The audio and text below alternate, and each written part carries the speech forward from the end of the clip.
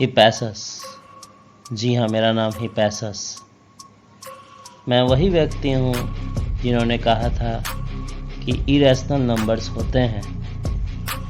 मेटोपंटम का रहने वाला मैं हिपैसस बस ये कह गया कि √2 एक इरेशनल नंबर है।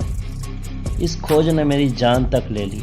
यही नहीं, सारे इरेशनल नंबर्स का खोज मैं नहीं किया था, मगर ये खोज मेरी जान का दुश्मन बन गया। औरों की तरह मैं भी पाइथागोरस जी का भक्त था। मैं भी पूजता था उनको, मगर सारे लोगों में मेरी एक खोज पाइथागोरस की खोज के साथ टकराव कर गई। उन्होंने सही कहा था कि हाइपोटेनस का स्क्वायर बाकी दोनों साइड के स्क्वायर के सम के बराबर होता है। इसी खोज को लेते हुए मैंने साबित किया था कि एक नया तरह का नंबर इरेशनल नंबर भी होता है, सिर्फ रैशनल नंबर नहीं। मगर यही खोज मुझे मेरी जान गंवाने पर मजबूर कर दिया। आइए अब आपकी बारी है ये जानने की कि √2 इरेशनल नंबर क्यों है। जी हाँ, बिल्कुल। हिपैसस ही वो पहले व्यक्ति थे जिन्होंने कहा कि √2 इरेशनल है। वे ही वो व्यक्ति थे जिन्होंने कहा कि इरेशनल नंबर्स होते हैं। पहले इरेशनल नंबर्स का खोज ही कहाँ हुआ था। हम बस रैशनल और इंटीजर्स जानते थे। रैशनल्स को बेसिकली फ्रैक्शंस मान लेते थे और इंटीजर्स तो फ्रैक्शन के साथ ही आता था। मगर ये एक जो नया नंबर है इरेशनल नंबर्स, इसका खोज हिपैसस ने ही किया। हम देखते हैं कि हिपैसस ने किस प्रकार प्रूव किया कि √3 एक इरेशनल नंबर है। हम भी प्रोसीड करते हैं कि √3 इरेशनल नंबर है। Prove that √3 is irrational number. सबसे पहले उल्टा मानेंगे, इफ पॉसिबल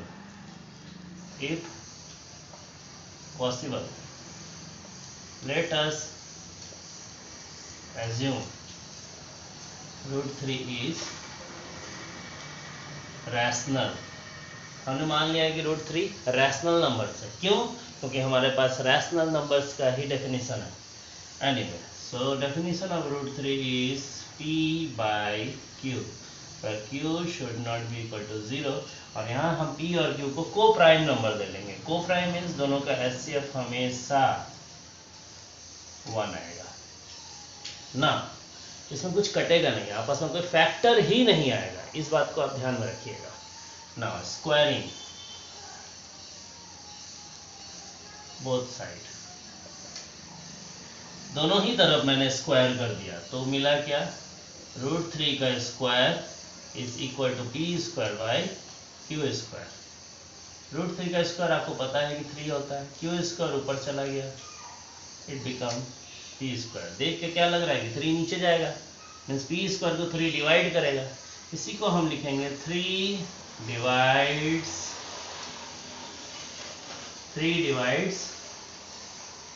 p²। अगर कोई प्राइम नंबर किसी के स्क्वायर को डिवाइड करता है तो उस नंबर को भी डिवाइड करेगा। फॉर एग्जांपल 5 अगर 25 को डिवाइड करता है तो 5 को भी डिवाइड करेगा। Similarly 3 divides p। यहाँ तक हमको पता चला। अगर तो p को डिवाइड करता है 3, तो मैं p को लिख सकता हूँ 3 इंटू समथिंग, ठीक है। यानी p को मैं 3 से डिवाइड किया तो मुझे एक नंबर मिला 3। यही p का वैल्यू 3 के मैं इस इक्वेशन नंबर 1 पे डाल दूंगा।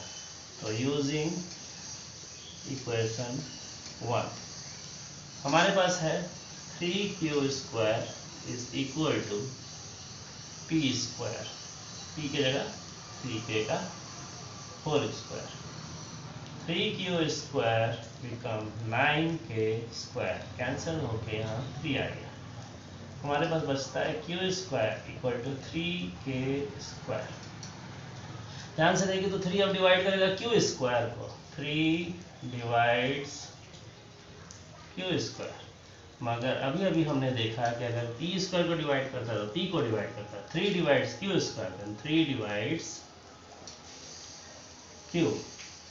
ये क्या बात हुई, 3 डिवाइड्स कर दिया क्यू को, 3 डिवाइड्स कर दिया पी को, यानी 3 जरूर HCF है, यानी 3 is HCF of P and Q। या आप बोल सकते हैं कॉमन फैक्टर है। तो हमने तो कहा था कि कॉमन फैक्टर हो नहीं सकता, तो which is wrong, which is wrong. को प्राइम नंबर होने की वजह से, को प्राइम नंबर होने की वजह से ये assumption हमारा रॉन्ग है, hence it contradicts। आ गया कॉन्ट्राडिक्शन, इसे कहते हैं method of contradiction, hence it contradicts our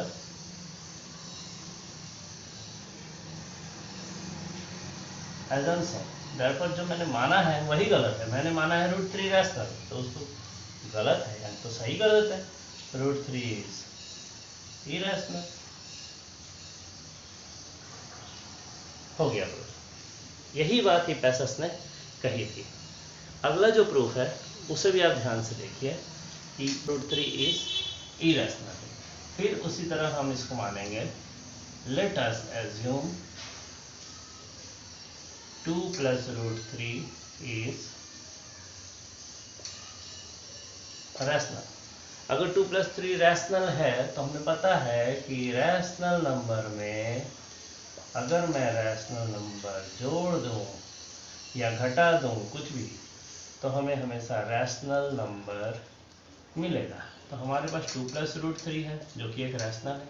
इसे मैंने -2 से, -2 क्या है, एक रैशनल नंबर है, इसको मैंने जोड़ दिया तो मेरे पास रैशनल मिल जाना चाहिए। देखिए तो मिलेगा, 2 + -2 और ये 2 कैंसिल हो गया, बच जाता है √3 जो कि आ गया रैशनल।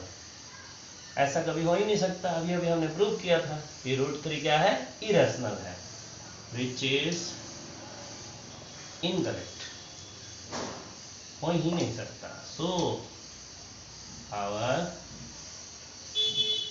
assumption is wrong। ये भी कॉन्ट्राडिक्ट कर रहा है हमारे बात को, इट इज इनकरेक्ट, कॉन्ट्राडिक्ट कर रहा है। इसलिए क्या हो जाएगा, 2 + √3 इज इरेशनल। इस मेथड को कहेंगे हम मेथड ऑफ कॉन्ट्राडिक्शन।